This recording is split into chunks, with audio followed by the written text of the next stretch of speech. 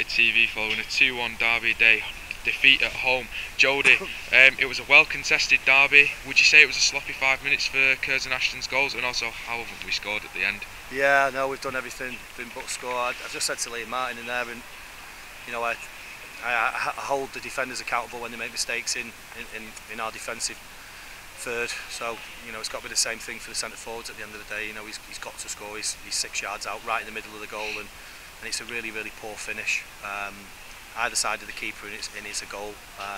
He's had one 2 minutes before that as well. All he's got to do is back heeling it into the back of the net. And, you know, he's took too many touches there again. So probably a draw would have been maybe a fair result on the balance of play. Overall, don't think we did enough to win the game.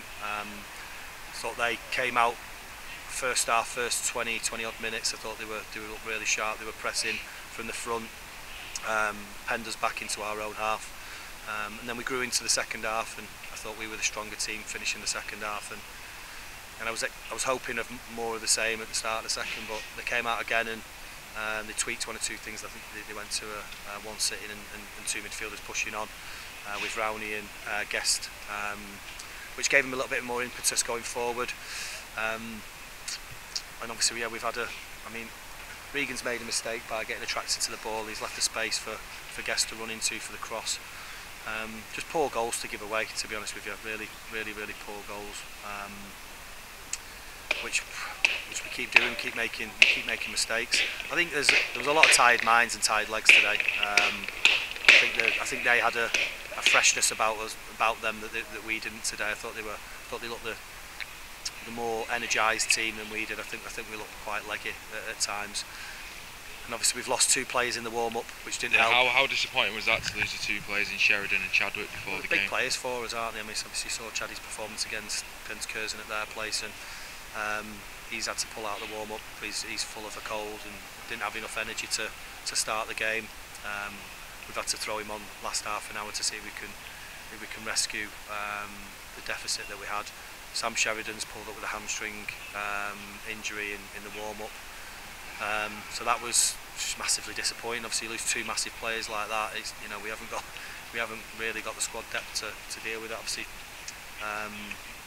Charlie Ennis has come in, played the 10 for us, but it's his first game. Ollie Crowley's coming at right back, and he's done well defensively for us today.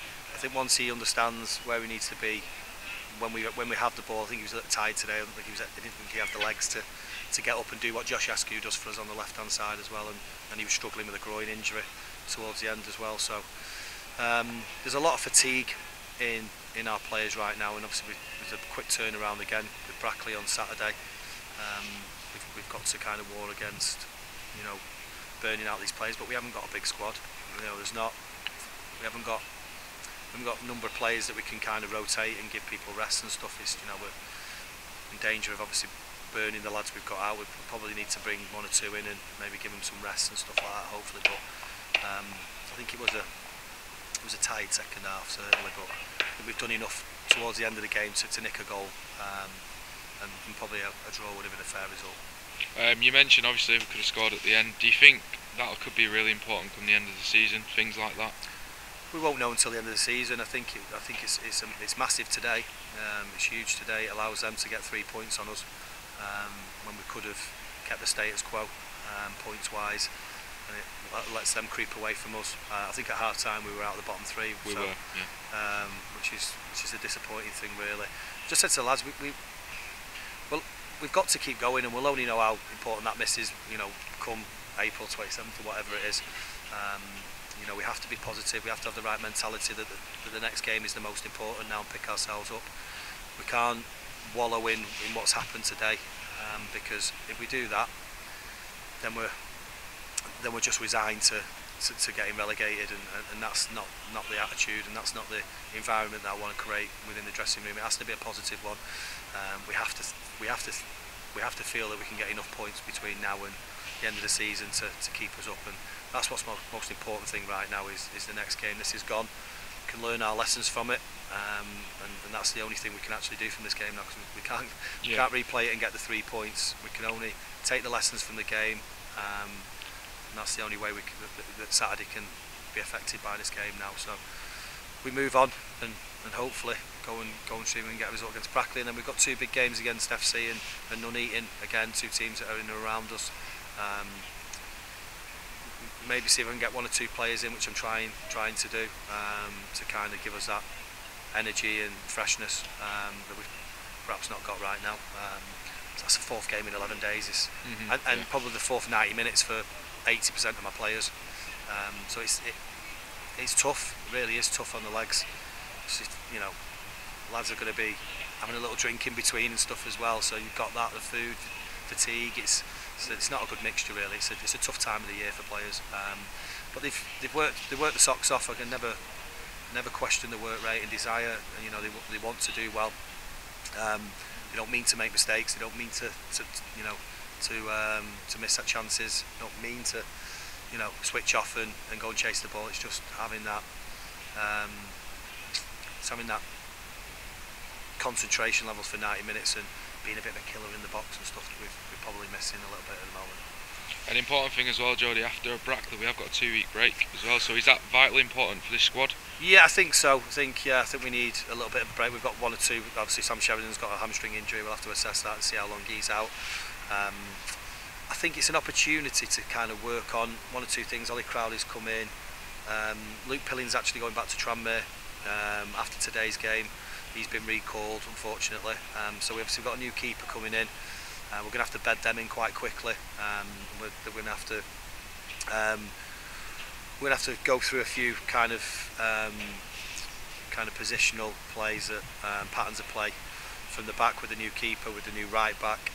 So it gives us an opportunity to kind of work on 1 or 2 things that may give us a little bit of an edge in the games coming up, and obviously get a bit of a freshness about us, and hopefully get 1 or 2 players in. I think we need that. I think you can see today. I think we need a centre forward and we need a number 9. I've been saying it for a while.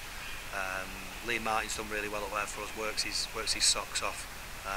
You know, and he holds it up well, manfully at times. But I think if you've got somebody, let's say a Craig Hobson or something like that, who can hold the ball up for you, I think that's what we're missing right now. I think that'll make a massive difference for us. So we're going to look to. We're looking all the time to try and strengthen and try and bring those types of players in, but there aren't many around, unfortunately. You know, they're not 10 a penny, and if any decent ones, obviously the clubs have already got them and they don't want to let them go. So it's the numbers game really. Speaking to as many people as possible, see if we can get some players in, and then hopefully using that 2-week break to recharge the batteries and work on 1 or 2 things with the new players that are coming in as well. So it may be beneficial. Finally, you just mentioned about Luke Pilling. Are you disappointed that he's going back to Tranmere, and do you wish him all the best as well? Yeah, of course I wish him all the best. Yeah, I'm massively disappointed, to be honest, because we had an agreement to keep him till the end of the season, and unfortunately that's now not the case. So yeah, I am massively disappointed. Thought it's disappointing from our perspective because we planned to have Luke for the season, and now that's not the case. Now we're scratching around for a keeper at Christmas time, which is not ideal. So yeah, massively disappointed, and pleased for Luke because I think he's a really good keeper, and obviously he's going to go back there as our number 2. So he'll get an opportunity. Maybe if there's an injury or whatnot, he'll get an opportunity to play, which is great for him. He's a good young keeper. Everyone knows what I think about him. He's been superb since he's been here. He's never let the amount of goals we've conceded at times get to him.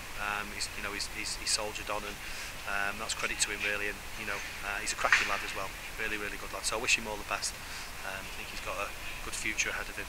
But so hopefully bringing another keeper in before Saturday. Okay, Jody. Thank you very much for speaking to us.